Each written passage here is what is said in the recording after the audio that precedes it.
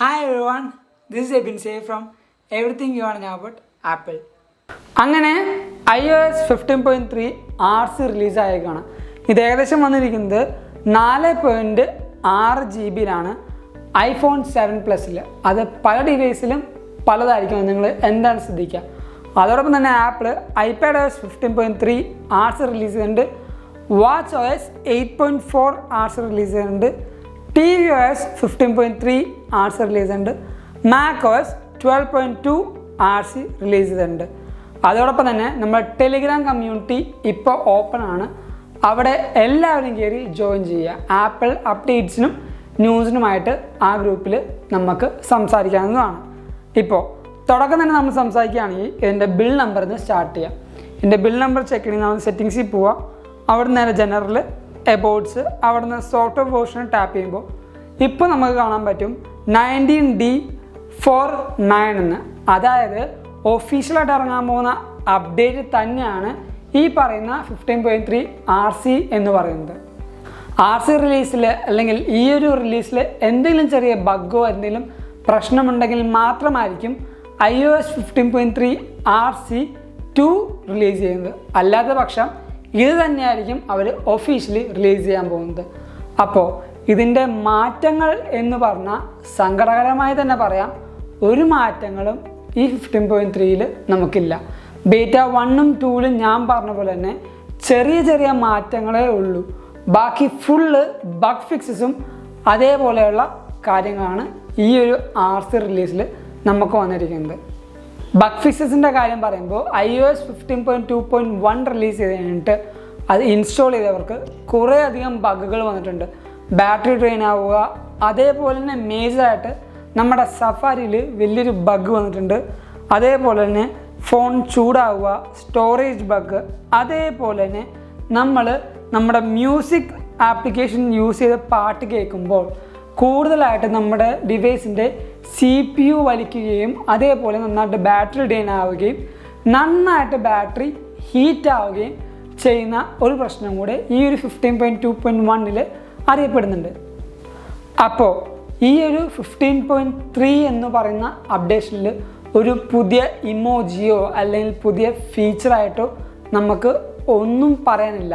15.2.1 നിന്ന് 15.3 അപ്ഡേറ്റ് ചെയ്യുന്നവർക്ക് modern firmware, അതും 30 ലൈനപ്പിലെ എല്ലാ ഡിവൈസുകൾക്കും മോഡേൺ ഫേംവെയറിൻ്റെ അപ്ഡേഷൻ ഉണ്ടാവും, അത് ഉറപ്പാണ്.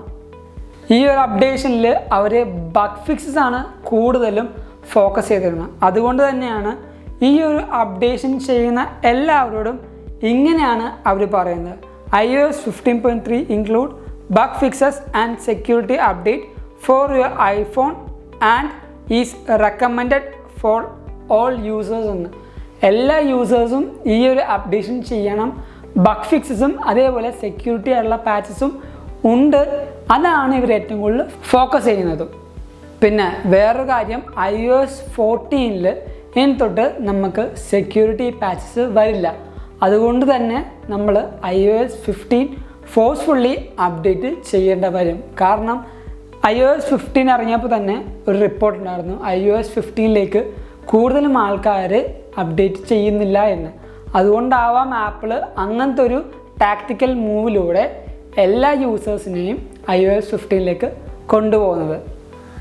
പിന്നെ ബാറ്ററി ഹെൽത്തിൻ്റെ കാര്യം ഞാൻ എപ്പോഴും പറയുന്ന പോലെ ഈ ഒരു അപ്ഡേഷൻ കഴിഞ്ഞാൽ അപ്പം തന്നെ നമുക്ക് ബാറ്ററി ഹെൽത്ത് നമുക്ക് ജഡ്ജ് ചെയ്യാൻ പറ്റില്ല. മിനിമം 2 ദിവസം 3 ദിവസം നമ്മുടെ എല്ലാ ആപ്ലിക്കേഷൻസും നമ്മൾ മാക്സിമം യൂസ് ചെയ്യുക. അങ്ങനെ യൂസ് ചെയ്തതിന് ശേഷം നമുക്ക് ഒരു ബാറ്ററിയുടെ ലെവൽ മനസ്സിലാവും. അതേപോലെ പെർഫോമൻസിൻ്റെ കാര്യം എനിക്ക് കുറച്ചും കൂടെ സ്മൂത്തായിട്ട് ഫീൽ ചെയ്യുന്നുണ്ട്.